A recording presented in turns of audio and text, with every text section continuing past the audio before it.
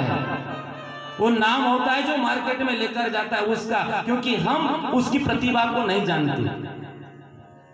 और गांव में सरपंच महोदय है और गांव के कुछ अतिथि, अगर गांव में कोई हीरा हो, गांव में कोई गरीब परिवार का बच्चा हो,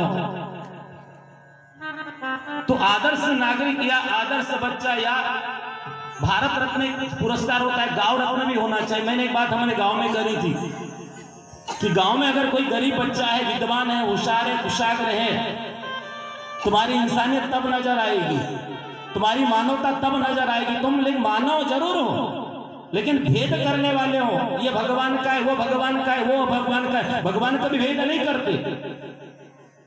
ये इंसान कम बुद्धि वाले, संकीर्ण मन वाले, हाथों देवाचा, या देव में भेद नहीं है। आपके दुर्गुण ही मनुष्य के भगवान को भेद को दूर कराता है। भगवान के 24 अवतारों की कथा है यहाँ पर, एक अवतार नहीं, 2 अवतार नहीं, 3 नहीं, 24 अवतारों की कथा है। बस किसी को किसी धर्म से ज्ञान मिलता है, नहीं हम यहां नहीं जाएंगे, हम नमस्कार नहीं बोलेंगे, हम राम राम नहीं बोलेंगे, हम जय श्री राम नहीं बोलेंगे। वो कार्यकर्ता वो कल का हुआ जिसको न ज्ञान है शास्त्रों का, न वेदों का, न आदि, न पुराणों का। ये संस्कृति, हमारी भारत संस्कृति पर सारा विश्व गर्व करता है। ये सारा देश भारत को मां कहता है, और जो भारत को मां नहीं कहता हो उसे भारत में रहने का अधिकार नहीं है। क्यों रहते हैं भारत में जो भारत की मां नहीं कहते, भारत माता नहीं कहते? शर्म आती है, डूब मरना चाहिए चुल्लू भर पानी में।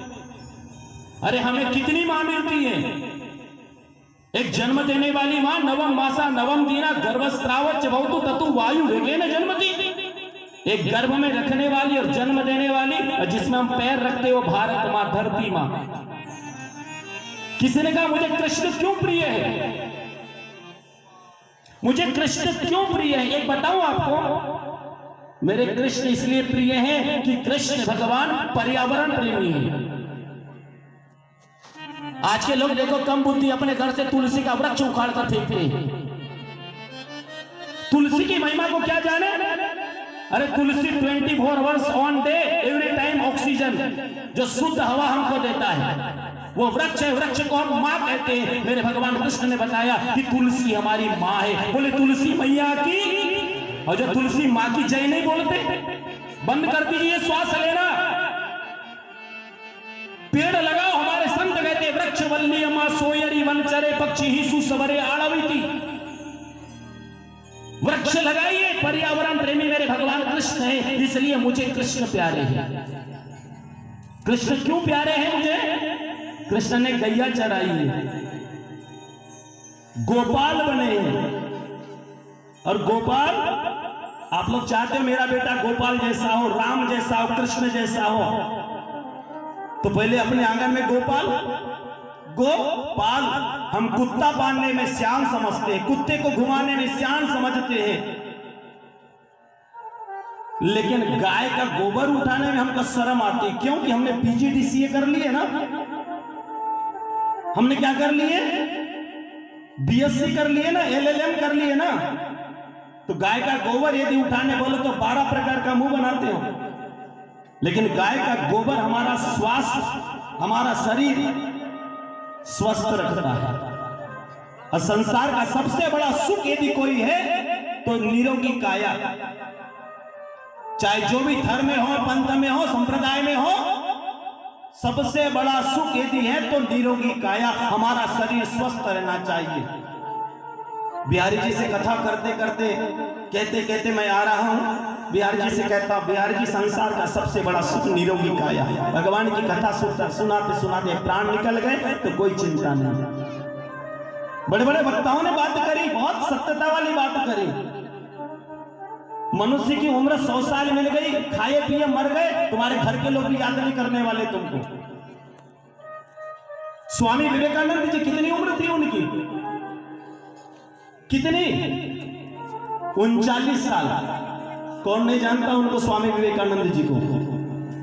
एक बात जरूर है, मनुष्य पैसे से ऊपर जा सकता है, पैसे से ऊपर जा सकता है, रिश्तेदारी में, गांव में प्रतिष्ठा पा सकता है, समाज में शान शौकत पा सकता है, मान प्रतिष्ठा पा सकता है, संपत्ति से मनुष्य बहुत बड़ा हो सकता है, लेकिन ध्यान रखना मनुष्य पैसा ऊपर ले जा सकता। इसलिए तो मरने के बाद चिल्लर पैसा फेंकते, राम नाम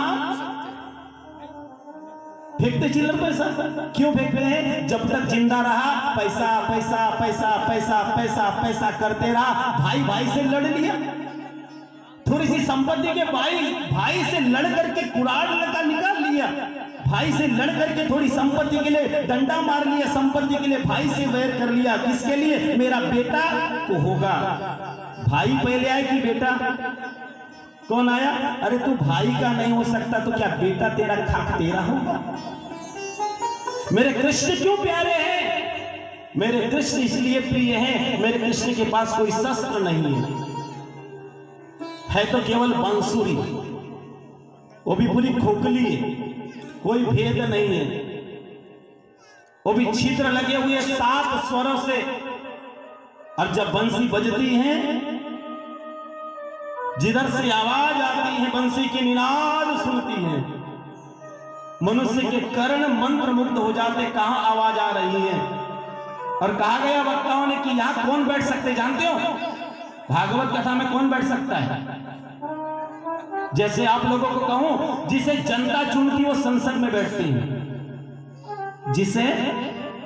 जिसे आप लोगों ने चुना, जिसे जनता चुनती है वो विधानसभा में, जिसे जनता चुनती वो संसद में जाकर बैठते हैं। कथा में बैठने वाले कौन है? जिसे जनता चुनती है वो संसद में जाकर बैठते हैं, और जिन्हें मेरे सावरे सरकार चुनते वही तो सत्संग में आकर बैठते हैं, जिन्हें मेरे बाके बिहारी चुनते वही सत्संग में बैठ सकते हैं। किसी की कैपेसिटी ने पुण्यम पाप हरम सदा शिव करम विज्ञान भक्ति प्रदम। भगवान कृष्ण मुझे क्यों प्यारे जानते हो? हम यमुना जी को मां कहते हैं। क्या कहते हैं? क्या कहते हैं? यमुना मां, गंगा मां, सरस्वती। हम भारत में कितनी मां को पाते हैं जी? एक जन्म देने वाली मां नहीं होती। ये कौन सी संस्कृति बताती है? ये हमारी भारतीय संस्कृति बताती है, ये हमारा सनातन बताता है। इसलिए हमारे भारत देश के जितने संत हैं विदेशों में जाकर के अपने शास्त्रों का डंका बजाते हैं, विदेशों में जाकर के डंका बजाते, क्योंकि सत्य संस्कृति सत्यम परम धीमहि। श्रीमद् भागवत का पहला श्लोक है, सत्यम परम धीमहि, सत्य। इसी को तुलसीदास जी ने मानस में कहा है, धर्म न दूसर सत्य समाना, आगम निगम पुराण बखाना। इसी को आपने बचपन में जब कथा होती थी भगवान सत्यनारायण की तो कहते थे सत्यनारायण। इसी को आपने और सुना होगा तो सत्यम शिवम सुंदरम। और उसी को अगर सुना होगा आपने, भारत में रहते हो तो भारत के पैसे पर लिखा होता था सत्यमेव।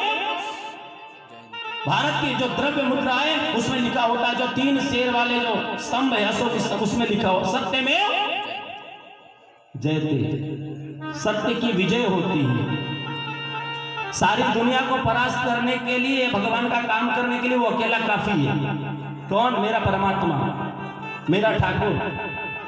ये परमात्मा शब्द आया कहां से जानते हो? आपको ओम जय जगदीश्वर की आरती बोलते हो ना आप, तुम पूर्ण परमात्मा तुम अंतर्यामी। ये ओम जय जगदीश्वर का शब्द है। किसने लिखा? हमारे भारत में इतने इतने कवि हुए हैं। इस संस्कृत में लिखी भागवत, वेद भाषा है संस्कृत, वेदवाणी है। बड़ा गहन अध्ययन करना पड़ता है। वो तो मेरे तपोवन धाम की और आप लोगों का प्रेम है माताओं, तब ये पीएचडी आप लोगों को बताओ, मदन भैया और सब लोग, विदर्भ में मैं पहला हूं जिसको भागवत में पीएचडी मिली है। बस विदर्भ में जिनको, और जिनके साक्षी जिनको मैं ले गया था हमारे उनके काका जी, पंडित दीनदयाल उपाध्याय विद्यापीठ। और ये हमारे काका जी के लिए जो आ रही है, जिनको सत्संग ऐसा लगा, लगन ऐसी लगी है भगवान से कि भगवान की कथा में आज उनके घर मेहमान है। कल उनके नातन का जन्मदिन था, फिर भी मेरे साथ भागवत में मध्य प्रदेश बालाघाट जिले में झाड़गांव में थे। सत्संग से जिनकी लगन लगी वो बाबा जी, और उन्हीं को मैं लेकर गया था जहां पर पीएचडी मुझे प्राप्त हुई, होटल सयाजी में, जहां पर मध्य प्रदेश के मंत्री जी भी आए थे। एक बार जोरदार ताली के लिए बजा दीजिए। 85 साल की उम्र है, लेकिन सत्संग ऐसा है, लगन मेरे से नहीं है, लगन भगवान से है, ठाकुर जी से लगी है। अभी भी ऐसे लगते हैं कि 16 के कि 18 के हैं। एक बार जोरदार ताली के साथ। और अभी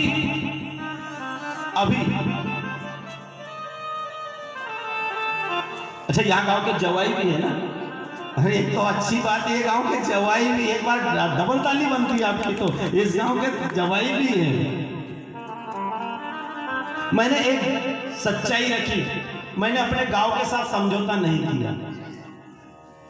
बिरडी पार के साथ समझौता मैंने दुनिया के किसी भी कोने में नहीं किया। मैंने नहीं लिखा वृंदावन, क्योंकि मैंने देख लिया नाम लिखते हैं वृंदावन और रहते कोई टोला टाली में। मैंने अपने गांव के साथ, मैंने दक्षिणा के साथ समझौता कर लिया। यहां तक कि महिला मंडल को भी मैंने कहा, जब उनका आग्रह देखा कि महिला मंडलों का आग्रह था बहुत